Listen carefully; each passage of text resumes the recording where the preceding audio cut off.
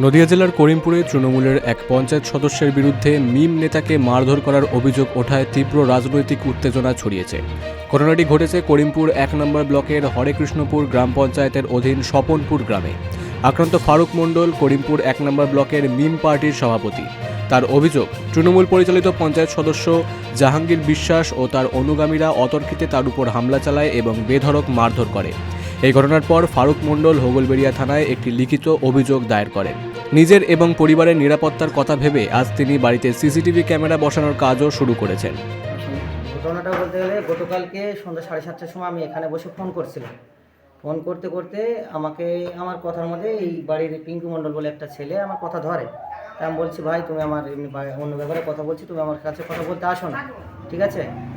তখন দেখি যে এখানকার যিনি লোকাল মেম্বার, হরেকৃষ্ণপুর পঞ্চায়েতের মেম্বার 182 বুথের মিন্টু বিশ্বাস, ওনার ভালো নাম হচ্ছে জাহাঙ্গীর বিশ্বাস, উনি ওনার ছেলে কোন পার্টি মেম্বার?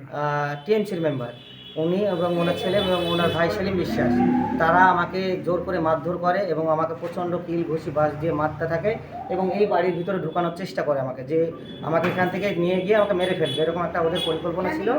এবং তারা আমাকে বলছে যে তুই মিম পার্টির বড় নেতা হয়ে গেছিস, এই বলে আমাকে প্রচণ্ড মারধর করতে থাকে যে তোর কোনো পার্টির এই প্রচার টোচার আমরা হতে দেবো না। এবং আমাকে ওই আপনার মানে ওদের পুরো পরিকল্পনা ছিল গতকাল যে আমাকে এখান থেকে তুলে নিয়ে গিয়ে আমাকে হত্যা করে দেবে। এবং তারা তাদের অনেকগুলো মানে তাদের রিপোর্ট খারাপ আছে, আপনি হোগলবাড়িয়া থানার আশপাশে জিজ্ঞেস করে দেখবেন। তাদের ব্যক্তিগত অনেক খারাপ ব্যবসার সঙ্গে তারা জড়িত এবং তারা আমাকে পিস্তল নিয়ে আসছে যে আমাকে গুলি করে মেরে ফেলবে।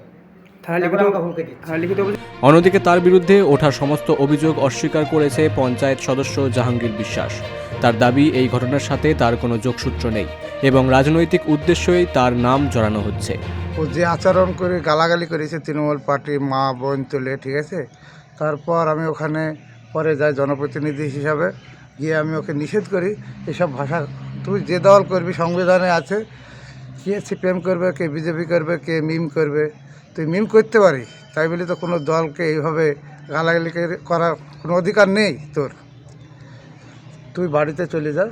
এই মতো অবস্থায় তৃণমূল কংগ্রেস এমন একটা দল, এই সব উল্টাপাল্টা কাজের মধ্যে থাকে না, এটা আপনারা সবাই জানেন।